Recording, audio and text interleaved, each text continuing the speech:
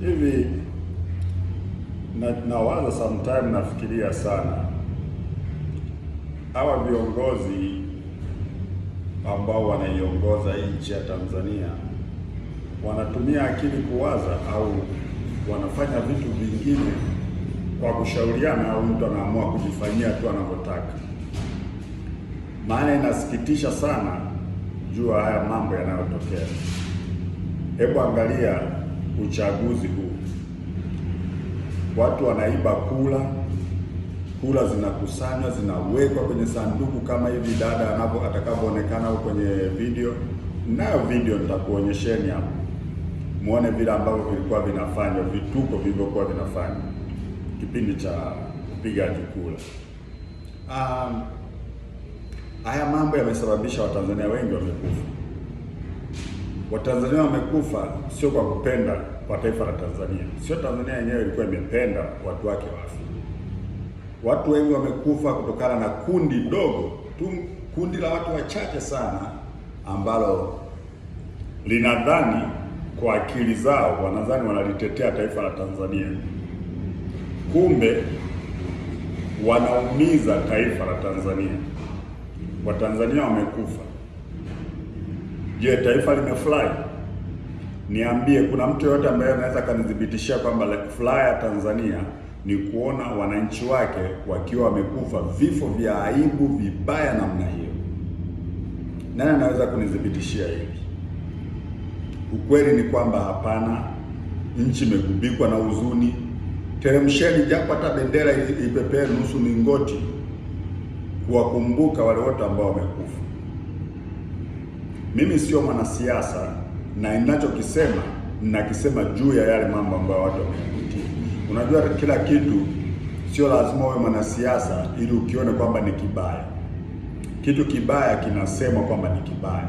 Mimi ninachokisema hapa, sisemi kwamba kuna rushwa, uongozi umefanya hivi, serikalini kuna hiki na hiki na hiki. Hapana. Hata ukiangalia video zangu zote, ushauri wangu wote ni jinsi ya kuheshimu sheria na kuheshimu utu wa mtu.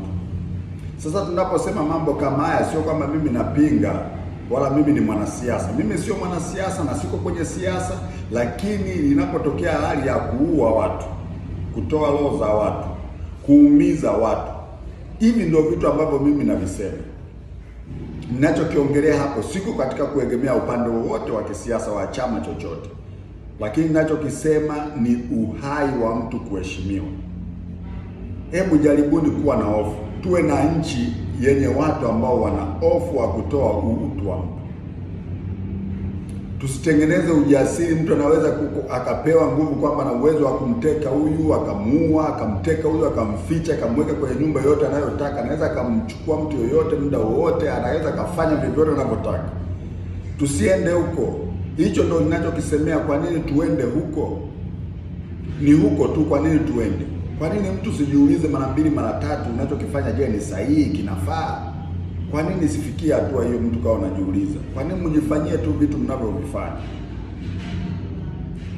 Mimi sijaongelea hapa kumtetea mwanasiasa yoyote. Mnaweza mmemkamata, mnampeleka mahakamani, is fine. Mmemkamata Tundu Lissu, mmempeleka mahakamani kwa makosa ambayo mnadai kwamba mmeyafanya, that's good, it's okay. Kwa nini hawa watu wote wengine kama wamefanya makosa wasipelekwe mahakamani? Ni hicho, kwa nini wasipelekwe mahakamani? Mimi sijagusia hapa kwamba sio kwamba mnaweza mkawa mmefanya. Unajua, kuna kitu kimoja hivi ambacho watu wanashindwa kuelewa. Unaweza kama umefanya mambo mazuri mengi sana, mazuri mengi, mamilioni ya mazuri ambayo tunaweza tukawaonyesha watu kwamba umefanya hiki, amefanya hiki na kile. Sawa, asante sana, tunashukuru kwa hayo mazuri uliyofanya.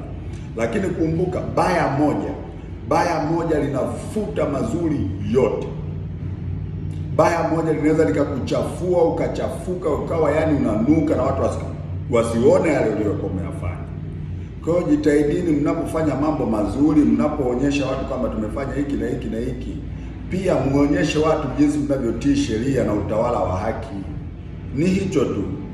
Maana msionyeshe tu vile vizuri ambavyo mnafanya alafu mkafanya kitu kimoja ambacho kikaharibu mazuri yote. Na mimi huwa naogopa sana kumsema mama, huwa naogopa sana kumsema rais, kwa sababu najua rais hawezi kuruhusu vitu kama hivi. Hivi vitu vinavyofanyika vijaruhusiwa na rais. Kuna genge la watu ambalo linafanya. Ndio hilo ninalolisema mimi, ndio hilo ninalolitaja, lile genge la watu lile ambalo limeenda kulichafua nchi huku kote duniani. Watu wanaisema Tanzania katika sports mbaya, wameimulika nchi katika jicho baya sana, wamelichafua. Amekuwa ni mtu, yaani kila mtu anataka kujiuliza, kwa nini uende Tanzania? Tanzania hakuna amani. Tumekimbiza watalii, tunaenda kuua thamani ya pesa yetu kwa mambo mengine madogo madogo, kama mambo madogo madogo tu ambayo mtu unaweza mkaa mnayafanya. Mmeenda kufanya vitu kama hivi, kwenda kuua watu. Imeuma, imekera, haifai, na inabidi mubadilike. Badilikeni, na hamwezi kuwanyamazisha Watanzania kwa kuwaua. Na wewe unayefurahia hili swala litakufuata tu. Ipo siku itakuja, utataka vitu unavyovitaka hutopewa, na kama hujapewa kwa sababu umedai, utauawa. Je, ni ndio hali ya kuendesha nchi namna hii? Ndivyo ninavyofaa tu watu binadamu wetu tunaendeshana? Bado tunahitaji wazungu watuambie namna ya kutawala? Bado tunahitaji wazungu ndio watuendeshe nchi? Kwa nini tufikie hatua hiyo mpaka sasa hivi? Yaani Watanzania wanahitaji wazungu waingilie kati, wakunyime misaada, wabinye hiki na hiki na hiki na haki zote wakuminye, ili uweze kutoa haki. Kwa nini ulazimishwe ili kuwapa watu haki? Kwa nini ufikie hatua hiyo? Kwa nini usiwaze tu mwenyewe kwamba hii wanadamu wanahitaji hiki, ndicho wanachokihitaji? Kwa nini watu waanze kuomba haki? Yani jamani, nataka niombe haki ya kuzungumza tu, kuzungumza kwamba hili ni zuri, hili ni baya. Mtu anahitaji haki kweli katika hili jamani? Na kwa nini umezungumza maneno ambayo hayajanikera, ambayo yamenikera, umeongea maneno ambayo mimi sijafurahishwa, basi uniue. Ninapozungumza lazima niongee kitu ambacho kitakuwa kinamfurahisha mtu. Yatakuwa mazungumzo haya ya kuelezana kwamba namna ya kuzungumza. Guys, tunaweza tukaongea kwa kuheshimiana, ikiwa ni pamoja na kufanya mambo kwa kuheshimu watu. Ila kilichotokea Tanzania hakijanifurahisha, na kinachoendelea kutokea hakijanifurahisha mimi upande wangu. Na hapa sitaki kuleta siasa, maana tuwezi kuleta siasa kwenye roho za watu ambazo wamekufa. Lakini hivi vitu vinavyofanyika, huu mafia huu ufikie mwisho. Kuheshimu haki na uhuru wa watu ndio lizingatiwe. Nashukuru sana na mfurahi kwamba watu wengi wananifuatilia, na napenda mnisikilize. Usisikilize maongezi yangu kama ni ya kisiasa. Mara haya maongezi sio ya kisiasa, ni ya kiutu. Tutangulize utu na tujue ukweli. Hizi siasa zinakuja zinapita, kama ni mali yanakuja yanapita, lakini utu wa mwanadamu uthaminiwe.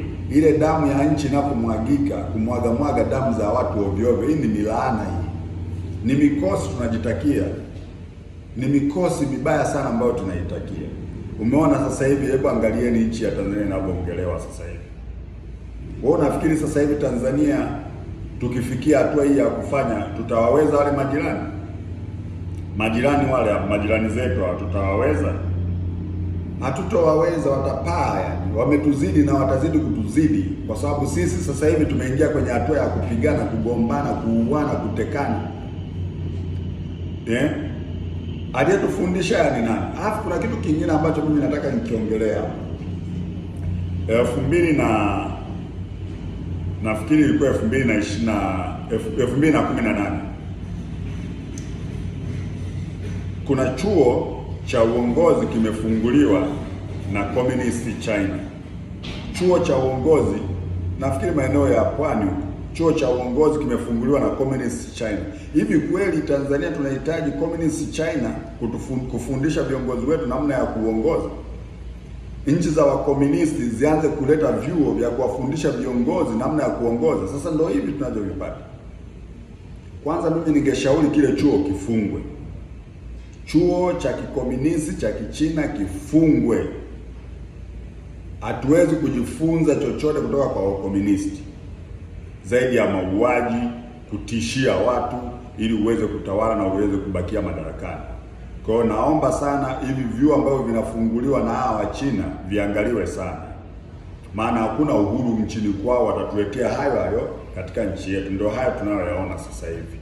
Nashukuru sana mlionisikiliza, lakini angalieni haya mambo yanayoendelea kwenye hii video inayofuata. Asante.